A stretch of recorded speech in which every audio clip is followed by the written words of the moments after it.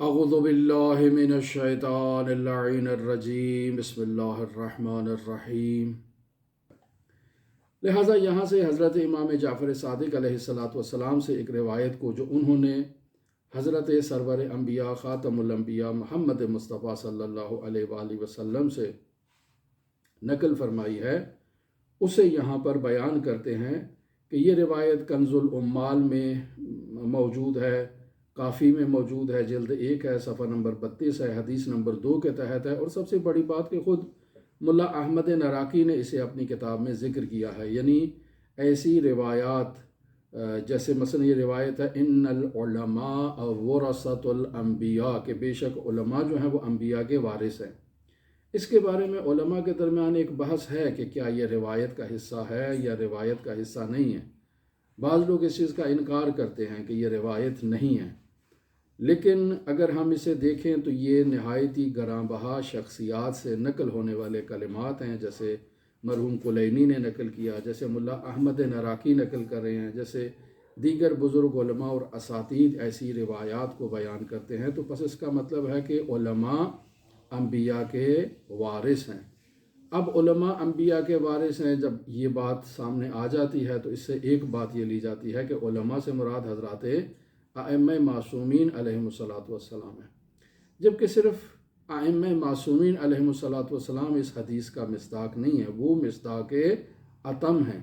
और इसके अलावा तमाम वो अफराद कि जो इल्म व दानिश के हुसूल के लिए जद्दोजहद करते हैं, कोशिश करते हैं, वो तमाम ऐसी अहादीस का मिस्दाक करार पाते हैं। हज़रत आयतुल्लाह जवादी आमुली उस्ताद मुअज़्ज़म इरशाद फरमाते थे कि अल उलमाउ वरसतुल अंबिया, इस जुमले को अगर लिया जाए तो ये जुमला जो है वो ख़बरिया है, लेकिन ऐसा जुमला ख़बरिया है कि जिसमें इंशा मौजूद है, यानी ये सिर्फ़ ख़बर नहीं है।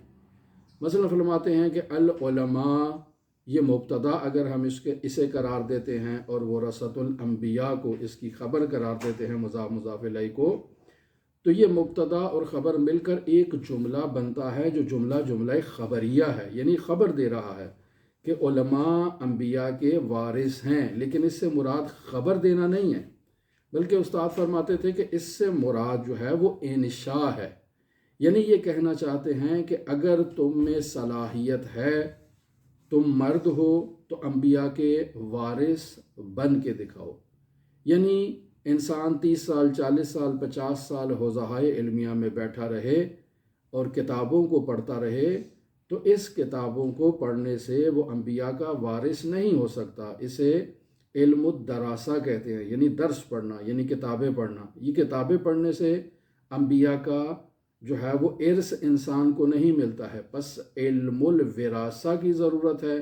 और वो इल्मुल विरासा कैसे हासिल होगा, यानी लिखना, पढ़ना, दर्स देना, दर्स पढ़ाना, इन चीज़ों से इंसान मीरास अंबिया का वारिस नहीं बनता। बस अगर किसी ने इमाम सादिक आले मोहम्मद का, इमाम मोहम्मद बाक़िर का, इमाम अली इब्न मूसा रज़ा का वारिस बनना है, तो उसके लिए इल्मुल विरासत की ज़रूरत है। और इल्म विरासत के लिए इंसान को तहज़ीब नफ्स की ज़रूरत है, यानी इंसान ख़ुद को पाकीज़ा करे, ख़ुद को महज़्ज़ब करे, ख़ुद की तहज़ीब करे।